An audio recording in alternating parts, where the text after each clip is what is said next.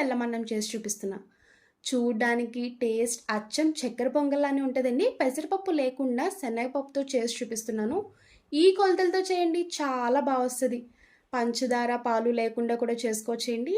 ఈ ప్రసాదం రెసిపీ ఎలా చేయాలో ఒకసారి చూపిస్తాను రండి. ఇప్పుడు బెల్లం అన్నం చేసుకోవడానికి ముందుగా రైస్ ఒక 20 నిమిషాల పాటు నానబెట్టుకోవాలి. ఇలాంటి ఒక బౌల్ తీసుకొని 1 కప్పు వరకు రైస్ వేసుకోండి. నేను ప్రసాదానికి కొంచెమే చేసుకుంటున్నానండి. మీరు ఇంకా ఎక్కువ చేసుకోవాలనుకుంటే పెద్ద కప్‌తో కూడా తీసుకొని చేసుకోవచ్చు. ఇలా రైస్ వేసుకున్నాక ఒకసారి కడిగి పెట్టుకోండి. ఇప్పుడు ఈ రైస్‌లో 2 స్పూన్స్ పచ్చి శనగపప్పు వేసుకోవాలి. ఇలా పచ్చి శనగపప్పు వేయడం వల్ల టేస్ట్ బావుంటది. బెల్లం అన్నం తిన్నప్పుడు శనగపప్పు తగులుతుంటే చాలా బావుంటది. ఇప్పుడు ఈ రైస్ ఒక 20 నిమిషాల పాటు పక్కన పెట్టుకొని నానబెట్టుకోవాలి. 20 నిమిషాలయ్యాక చూడండి రైస్, శనగపప్పు నానిపోయింది. ఇలా నానబెట్టుకుంటే సరిపోద్ది. ఇప్పుడు రైస్‌లో ఉన్న వాటర్ కంప్లీట్‌గా తీసేసుకోండి.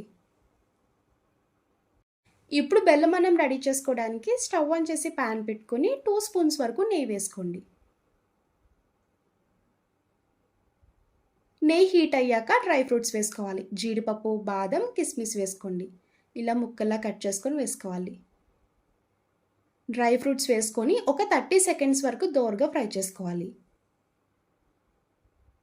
చూడండి డ్రై ఫ్రూట్స్ అన్నీ కంప్లీట్‌గా ఫ్రై అయిపోయాయి కదా! ఇలా ఫ్రై చేసుకున్నాక ఈ డ్రై ఫ్రూట్స్ అన్నీ తీసేసుకొని ఒక బౌల్‌లోకి వేసుకోవాలి.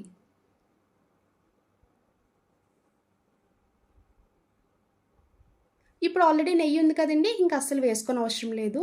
ముందుగా నానపెట్టుకున్న రైస్ వేసుకోండి. వాటర్ అస్సలు లేకుండా రైస్ ఒకటే వేసుకోవాలి.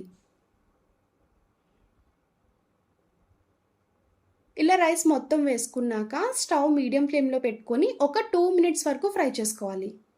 ఇలా నెయ్యిలో రైస్ ఫ్రై చేయడం వల్ల బెల్లం అన్నం టేస్ట్ అయితే కమ్మగా చాలా రుచిగా ఉంటది.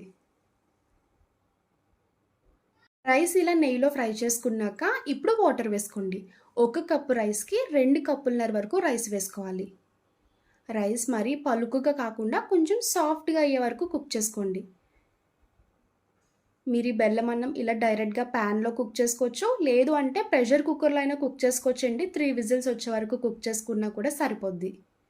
ఇలా వాటర్ వేసుకున్నాక ఒకసారి కలుపుకొని మీడియం ఫ్లేమ్‌లోనే ఈ రైస్ కంప్లీట్‌గా ఉడికే వరకు కుక్ చేసుకోవాలి. రైస్‌లో ఇలా వాటర్ దగ్గరికి ఇంకిపోయి రైస్ పొడి పొడిగా వచ్చే వరకు కుక్ చేసుకోవాలి.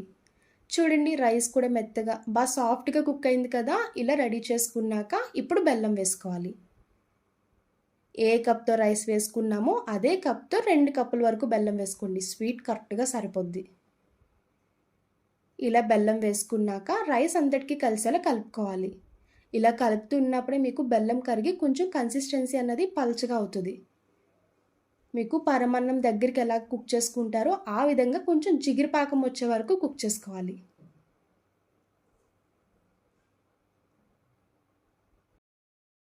వేసిన బెల్లం అంతా కరిగాక చూడండి వాటర్‌లా ఉంది కదా! ఈ వాటర్ మొత్తం దగ్గరికి ఇంకిపోతే మనకి జిగురులా వస్తది బెల్లం. అప్పటి వరకు కలుపుకుంటూ కుక్ చేసుకోవాలి. ఇప్పుడు 1 స్పూన్ వరకు నెయ్యి వేసుకోండి. ఇలా మిడిల్‌లో కలుపుతూ ఉన్నప్పుడు నెయ్యి వేసుకుంటూ కలుపుకోవాలి. లాస్ట్‌లో చిన్నది పచ్చికర్పూరం వేసుకోండి. ఇలా పచ్చికర్పూరం వేయడం వల్ల ఫ్లేవర్ చాలా బావుంటదండి. గుడిలో పెట్టే ప్రసాదం టేస్ట్ ఎలా ఉంటదో అచ్చం అలానే ఉంటది బెల్లం అన్నం కూడా. 3 వరకు యాలక్కాయలు వేసుకోవాలి. పచ్చికర్పూరం, యాలక్కాయలు వేసుకున్నాక ఒకసారి అంతా కలిసేలా కలుపుకోండి. ఇలా బెల్లం అన్నం కంప్లీట్‌గా రెడీ చేసుకున్నాక ఇప్పుడు ముందుగా ఫ్రై చేసుకున్న డ్రై ఫ్రూట్స్ అన్నీ వేసుకోండి. ఇలా డ్రై ఫ్రూట్స్ అన్నీ వేసుకున్నాక బెల్లం అన్నంలో కలిసేలాగా ఒకసారి కలుపుకోవాలి. ఇప్పుడు వెంటనే స్టవ్ ఆఫ్ చేసుకోండి.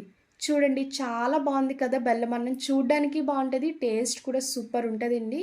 మీరు గరిటతో వేసినప్పుడు వెంటనే పల్చగా పడకూడదు. ముద్దలా గట్టిగా పడితేనే బెల్లం అన్నం కన్సిస్టెన్సీ అనేది కరెక్ట్‌గా వచ్చినట్టు. చూసారు కదా! చాలా టేస్టీగా ఉంటది. చూస్తుంటేనే నోట్లో నీళ్ళు ఊరిపోతున్నాయి కదా! ఇంకెందుకండి ఆలస్యం. దేవుడికి నైవేద్యంలా పెట్టొచ్చు. ఇంట్లో వాళ్ళందరూ కూడా హ్యాపీగా, తృప్తిగా ప్రసాదం తినొచ్చు. ఇలా రెడీ చేసుకున్న బెల్లం అన్నాన్ని ఒక బౌల్‌లోకి తీసుకొని అమ్మవారికి నైవేద్యంలా పెట్టుకోండి. చూసారు కదండీ నా స్టైల్‌లో బెల్లం అన్నం. నా వీడియో మీకు నచ్చితే లైక్ చేసి షేర్ చేయండి. ఈ రెసిపీ చూసి ఇంట్లో మీరు ట్రై చేయండి. నచ్చితే నా కామెంట్ బాక్స్‌లో కామెంట్ చేయండి. Bye friends. ఇంకో కొత్త రెసిపీతో మళ్ళీ కలుద్దాం.